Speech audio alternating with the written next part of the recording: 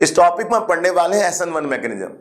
हम पढ़ने वाले हैं कि nucleophilic substitution reaction SN1 mechanism से कैसे कंप्लीट होती है। चलिए इस टॉपिक को स्टार्ट करते हैं।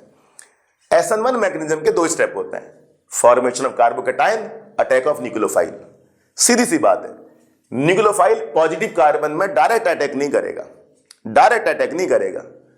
पहले कार्बोकेटाइन बनेगा, फिर न्यूक्लियोफाइल उस कार्बोकेटाइन पर अटैक करेगा। यानी कि पहले एल्काइल हैलाइड ब्रेकडाउन होगा, पहले ये ब्रेकडाउन होगा। जैसे ये ब्रेकडाउन हुआ, कार्बन पर पॉजिटिव चार्ज आ गया, इसी को कार्बोकेटाइन कहते हैं। फिर न्यूक्लियोफाइल इस कार्बोकेटाइन पर अटैक करेगा। SN2 में क्या होता था, न्यूक्लियोफाइल पॉजिटिव कार्बन पर डायरेक्ट अटैक करता था, लिविंग ग्रुप बाहर हो जाता था।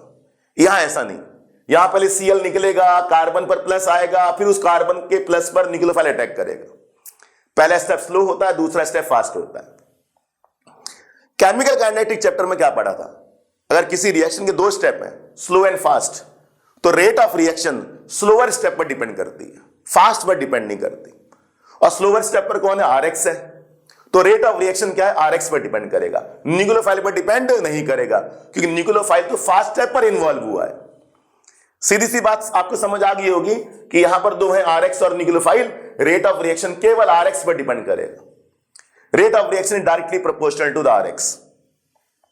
तो मॉलिक्यूलरिटी क्या होगी, 1, एक ही तो मॉलिक्यूल है रेट ऑफ रिएक्शन में। ये रेट लॉ जो है उसमें एक ही मॉलिक्यूल है, RX। SN2 में क्या था, रेट लॉ में दोनों थे, RX भी था, न्यूक्लियोफाइल भी था, तब नाम पड़ा SN2। 2 का मतलब बाई मॉलिक्यूलर, 2 मॉलिक्यूलरिटी। यहां पर एक ही मॉलिक्यूलरिटी होगी, रेट ऑफ रिएक्शन में केवल RX इन्वॉल्व है, न्यूक्लियोफाइल इन्वॉल्व नहीं है। तो मॉलिक्यूलरिटी 1, RX की पावर 1 है, तो ऑर्डर भी क्या होगा, 1। सब जानते हैं ऑर्डर क्या होता है, जो भी RX की कंसंट्रेशन की पावर है उसको ऑर्डर बोलेंगे। ये 1 से नाम पड़ा SN1, सिंपल सी बात। Rate of reaction depend upon RX only. अब कुछ इंपॉर्टेंट बात है जो आपको जानना बड़ी जरूरी है। Point number 3, stable the carbocation reactive the RX। यानी कि स्टेप 1 में जो कार्बोकेटाइन बनेगा उसकी स्टेबिलिटी पर RX की रिएक्टिविटी डिपेंड करेगी। सिंपल सी बात, जितना ज्यादा कार्बोकेटाइन स्टेबल उतना ज्यादा रिएक्टिव RX। अगर ये ज्यादा स्टेबल हुआ तो RX को उसको बनाने में मजा आएगा, ये कम स्टेबल हुआ तो RX को उसको बनाने में कम मजा आएगा। यही है फंडा, stable the carbocation reactive the RX। अब मुझे बताइए कार्बोकेटाइन की स्टेबिलिटी क्या होती है, 3 to 1। सबसे ज्यादा कार्बोकेटाइन कौन स्टेबल होता है, 3 डिग्री, फिर 2 डिग्री, फिर 1 डिग्री, आखिरी में मिथाइल वाला होता है। तो जो ऑर्डर स्टेबिलिटी ऑफ कार्बोकेटाइन का होगा वही ऑर्डर रिएक्टिविटी ऑफ RX का होगा। अगर ये 3 डिग्री RX हुआ तो ये जल्दी बन जाएगा कार्बोकेटाइन में। तो बताइए SN2 में क्या होता है, भीड़ देखते थे, भीड़ के हिसाब से 1 डिग्री ज्यादा रिएक्टिव, 2 डिग्री कम रिएक्टिव, 3 डिग्री सबसे कम रिएक्टिव। यहां उल्टा होगा, क्योंकि ये क्या है, प्लेनर है। प्लेनर का मतलब ये 3D शेप नहीं है, तो न्यूक्लियोफाइल यहां से भी अटैक कर सकता है, बैक से भी अटैक कर सकता है। तो SN1 मैकेनिज्म में न्यूक्लियोफाइल फ्रंट और बैक दोनों से अटैक कर सकता है, क्योंकि प्लेनर स्ट्रक्चर है, ये 3D स्ट्रक्चर नहीं है। X तो निकल गया ना, चौथा वाला जो था वो तो निकल गया, इधर से फ्री, इधर से फ्री। SN2 में न्यूक्लियोफाइल केवल बैक साइड से अटैक करता था, SN1 में ऐसा नहीं होगा। SN1 न्यूक्लियोफाइल फ्रंट से भी अटैक करता है, बैक से भी अटैक कर सकता है। तो भीड़ का कोई फंडा नहीं है यहां पर केवल इस बात पर रिएक्टिविटी डिपेंड करेगी कि ये कितना स्टेबल है। और स्टेबिलिटी क्या होती है कार्बोकेटाइन की, 3 to 1। रिएक्टिविटी ऑफ RX क्या होगा, 3 to 1 लिखा हुआ, stable the carbocation reactive the RX। ये बड़ा इंपॉर्टेंट फंडा है। SN2 में 1 to 3, SN2 में 1 to 3, SN1 में 3 to 1, ये रिएक्टिविटी ऑर्डर होगा RX का। अगला पॉइंट देखिए, अगला पॉइंट क्या है, SN1 reaction usually take place in polar protic solvent. वो पोलर एप्रोटिक में SN2 जो मैकेनिज्म है वो पोलर एप्रोटिक सॉल्वेंट से प्रमोट होती थी। SN1 रिएक्शन जो है वो पोलर प्रोटिक सॉल्वेंट में प्रमोट होगी। और पोलर प्रोटिक सॉल्वेंट के एग्जांपल कौन है, वाटर, अल्कोहल, सब जानते हैं ना। पोलर प्रोटिक क्या होते हैं, पोलर का मतलब पॉजिटिव नेगेटिव, ऊपर नेगेटिव H पर पॉजिटिव, इसको पोलर बोलेंगे। प्रोटिक का मतलब जो H+ डोनेट कर सके, ये दोनों ही H+ डोनेट कर सकते हैं, वाटर, अल्कोहल। ये दो एग्जांपल हो गए पोलर प्रोटिक सॉल्वेंट के, इनमें SN1 रिएक्शन प्रमोट होगी। अब देखिए इंपॉर्टेंट बात, allyl chloride and benzyl chloride are highly reactive toward SN1 due to the resonance stability of their carbocation. अभी मैंने क्या बताया था, stable the carbocation, reactive the RX। Allyl chloride से बनने वाला कार्बोकेटायन और बेंजाइल क्लोराइड से बनने वाला कार्बोकेटायन हाईली स्टेबल होते हैं। क्यों?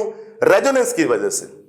इसलिए ये nucleophilic substitution reaction SN1 mechanism से जब करते हैं तो इनको अच्छा खासा मजा आता करने में SN1, क्योंकि इनके जो कार्बोकेटायन बनेंगे वो हाईली स्टेबल होंगे। और क्यों होंगे? Due to the resonance. चलिए आइए देखते हैं। करना कुछ नहीं है, ये आपका एनाइल क्लोराइड है, एनाइल क्लोराइड मैं शॉर्ट में लिख देता हूं AC, एनाइल क्लोराइड। और ये बेंजाइल क्लोराइड है, मैं लिख देता हूं B.C। एनाइल क्लोराइड में जब Cl निकलेगा, देख रहे ना, पहले Cl निकलता है, कार्बोकेटायन बनता है, Cl निकलेगा तो ये कार्बोकेटायन बन गया, इसको क्या बोलेंगे? एनाइल कार्बोकेटायन। फिर ये भी Cl निकालेगा, बेंजाइल कार्बोकेटायन। अब ये हाईली स्टेबल है। क्यों भैया? रेजोनेंस आ जाता है जी, कार्बन पर प्लस चार्ज, ये प्लस चार्ज कभी इस कार्बन पर होगा, कभी इस कार्बन पर होगा। इसी को तो कहते हैं रेजोनेंस। चार्ज डिस्पर्ज हो जाएगा, कभी इस पर, कभी इस पर, कभी इस पर, कभी इस पर, कभी इस कार्बन पर, कभी इस कार्बन पर। ये ऐसी है जैसे आप पर बहुत ज्यादा जिम्मेदारी आ गई और आपके दोस्त ने आपकी जिम्मेदारी का बोझ उठा लिया थोड़ा, आपकी स्टेबिलिटी आ जाएगी, आप स्टेबल हो जाओगे। अकेले सारी जिम्मेदारी का बोझ उठाओगे तो डिस्टेबलाइज हो जाओगे। ये पॉजिटिव चार्ज की जिम्मेदारी इस कार्बन ने भी ले ली, इस कार्बन ने भी ले ली। इसे कहते हैं डिस्पर्जल ऑफ चार्ज। जहां डिस्पर्जल ऑफ चार्ज होगा वहां स्टेबिलिटी आएगी, जहां जिम्मेदारी का बंटवारा होगा वहां स्टेबलाइजेशन हो जाएगा। ये जो स्टेबिलिटी आ रही है डिस्पर्जल ऑफ चार्ज से, इस कंपाउंड को कार्बोकेटायन बनाने में मजा आएगा, कहेगा यार मैं जिसमें चैन जा रहा हूं वो ज्यादा स्टेबल है। इस तरह यहां देखिए, ये बेंजाइल कार्बोकेटायन है, इसमें चार स्ट्रक्चर फॉर्म हो रहे हैं। कार्बन पर प्लस चार्ज कभी इधर आ रहा है, कभी इधर आ रहा है, कभी इधर आ रहा है। तो क्या आ गई? रेजोनेंस स्टेबिलिटी आ गई, दोनों में ही रेजोनेंस स्टेबिलिटी आ गई। और जितना स्टेबल कार्बोकेटायन उतना रिएक्टिव एल्काइल हैलाइड, उतना रिएक्टिव आपका हेलोजन वाले कंपाउंड हो जाएंगे। ये भले ही एल्काइल हैलाइड नहीं है, ये है एनाइल क्लोराइड और ये है बेंजाइल क्लोराइड। सिंपल सी बात है बच्चों, इनकी रिएक्टिविटी डिपेंड करेगी स्टेबिलिटी ऑफ कार्बोकेटायन पर। और ये स्टेबल कार्बोकेटायन है दोनों, ये भी स्टेबल कार्बोकेटायन, ये भी स्टेबल कार्बोकेटायन, लिखा हुआ आपके सामने। Allyl chloride and benzyl chloride are highly reactive toward SN1 due to the resonance stability of their carbocation. Fact number 7, vinyl chloride and chlorobenzene are unreactive toward SN1 और SN। ये दोनों compound chlorobenzene, vinyl chloride, ये SN1 reaction या SN reaction नहीं करना चाहते, इनको मजा नहीं आता करने में। ऊपर के दो कंपाउंड को SN1 रिएक्शन या SN रिएक्शन करने में मजा आता है। ऐसा क्यों भाई? सिंपल सा आंसर है, PDBC, partial double bond character. ये क्या होता है? अब ये लोन पेयर नीचे आएगा, डबल बॉन्ड आगे आएगा, पॉजिटिव रेजोनेंस इफेक्ट कहते हैं इसे, प्लस आर इफेक्ट। अब प्लस आर इफेक्ट से क्या होगा? लोन पेयर नीचे, डबल बॉन्ड आगे। जैसे ही लोन पेयर नीचे आया, वो लोन पेयर डबल बॉन्ड में चेंज होगा। आपको ये कार्बन और Cl का बॉन्ड सिंगल दिख रहा है, ये सिंगल नहीं होता, ये डबल बॉन्ड में चेंज हो जाता है। इसी को पार्शियल डबल बॉन्ड कैरेक्टर कहते हैं। पूरा लिखना पेपर में, पार्शियल डबल बॉन्ड कैरेक्टर। उसी तरह से यहां देखिए, लोन पेयर आगे आएगा, डबल बॉन्ड आगे चला गया। जैसे लोन पेयर आगे आया, ये डबल बॉन्ड आ गया। कार्बन और Cl में डबल बॉन्ड आ गया, क्या बोलेंगे? Partial double bond character due to the plus R effect, positive resonance effect के कारण PDBC आ गया, पार्शियल डबल बॉन्ड कैरेक्टर आ गया। इससे क्या होगा? सिंपल सी बात है ना, Cl का बाहर निकलना मुश्किल हो जाएगा। यहां सिंगल बॉन्ड था, कमजोर बॉन्ड है, Cl बाहर निकल गया। यह डबल बॉन्ड आ गया, स्ट्रॉन्ग बॉन्ड है, Cl को लीव करना मुश्किल हो जाएगा। Cl तो लिविंग ग्रुप होता है ना, उसको बाहर जाना होता है, इसका बाहर जाना मुश्किल हो जाएगा। इसलिए क्या लिखा हुआ है? Vinyl chloride and chlorobenzene are unreactive toward SN1 और SN रिएक्शन। चलिए कुछ क्वेश्चन कर लेते हैं रिएक्टिविटी ऑर्डर के। आपके सामने पहला क्वेश्चन मेंशन है। इस क्वेश्चन में 4 कंपाउंड है ABCD। A 1 डिग्री है, B 1 डिग्री है, C 2 डिग्री है, D 3 डिग्री है। SN1 के लिए सबसे ज्यादा रिएक्टिव कौन होता है? 3 डिग्री। तो D वाला C से ज्यादा रिएक्टिव होगा। ये 3 डिग्री है, ये 2 डिग्री है। D is more reactive then C। बचे A एंड B, दोनों ही 1 डिग्री हैं। रूल कहता है कि अगर दोनों की डिग्री सेम है तो ब्रांच वाला ज्यादा रिएक्टिव होगा in comparison to the straight chain. तो स्ट्रेट चेन कहां पर है, यहां पर है, ब्रांच चेन यहां पर है। B is more reactive than A, सीधा ऑर्डर लग गया, डी सी बी ए। दूसरा क्वेश्चन देखिए, ये ए, ये बी, ये सी, ये डी, 4 कंपाउंड है। ये 1 डिग्री, ये 2 डिग्री, दोनों ही 3 डिग्री। अब बताइए बी ए से ज्यादा रिएक्टिव होगा क्योंकि वो 2 डिग्री है, ये 1 डिग्री है। B is more reactive than A. बचे सी एंड डी, दोनों ही 3 डिग्री हैं और दोनों में कार्बन जो है वो 3 कार्बन ग्रुप से अटैच है। यहां भी कार्बन 3 कार्बन ग्रुप से अटैच है। तो क्या करें भाई, देखिए ये तीनों फिनाइल हैं, यहां पर 2 फिनाइल हैं। फिनाइल ग्रुप क्या देता है, रेजोनेंस देता है, और रेजोनेंस क्या देता है, स्टेबिलिटी देता है कार्बोकैटायन को।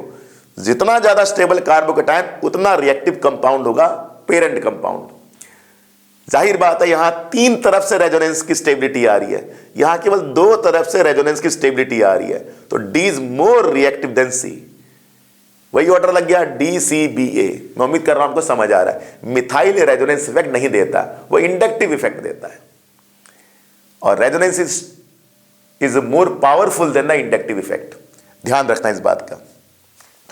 क्वेश्चन नंबर 3, ये चारों ही कंपाउंड की डिग्री सेम है, तो जो बेटर लिविंग ग्रुप होगा वो ज्यादा रिएक्टिव होगा। बेटर लिविंग ग्रुप कौन होता है, जिसका साइज बड़ा होता है। आई का साइज सबसे बड़ा, उससे कम बी आर का साइज, उससे कम सी एल का साइज, सबसे छोटा एफ का साइज। तो बेटर लिविंग ग्रुप कौन, जिसका साइज बड़ा है। तो रिएक्टिविटी ऑर्डर ये लग गया। डिग्री अगर सेम है, चाहे SN1 हो चाहे SN2 हो, जो बेटर लिविंग ग्रुप होगा वो ज्यादा रिएक्टिव होगा। SN1 के लिए भी यही है, SN2 के लिए भी यही है। डिग्री सबकी सेम होनी चाहिए। चौथा कंपाउंड में हमने क्या करना है, which is more easily hydrolyse. इसकी रिएक्शन वाटर से करनी है, इसकी भी रिएक्शन वाटर से करनी है, उसी को हाइड्रोलिसिस कहते हैं। अब वाटर में क्या होता है, SN1 होती है, तो इनडायरेक्टली SN1 पूछ रहा है। ये 2 डिग्री, ये 1 डिग्री, जाहिर बात है 2 degree is more reactive than the 1 degree. तो B is more reactive than the A, simple बात। तो वाटर में अगर होगा तो कौन सी रिएक्शन प्रमोट होगी, SN1। वाटर में ये ब्रेक डाउन हो जाएगा, ये भी कार्बोकैटायन बनाएगा, ये भी कार्बोकैटायन बनाएगा, ये 2 डिग्री कार्बोकैटायन बनाएगा, 1 डिग्री कार्बोकैटायन बनाएगा। 2 degree carbocation is more stable then 1 degree, तो पेरेंट कंपाउंड भी उतना ही रिएक्टिव हो जाएगा। Stable the carbocation, reactive the parent compound, यही है नारा। उम्मीद करता हूं बी इज मोर रिएक्टिव ए आपको समझ आया। तो ये क्वेश्चन थे बच्चों आपके सामने SN1 SN2 के। पिछले कंटेंट में हमने SN2 किया था, इस कंटेंट में हमने SN1 फिनिश किया है।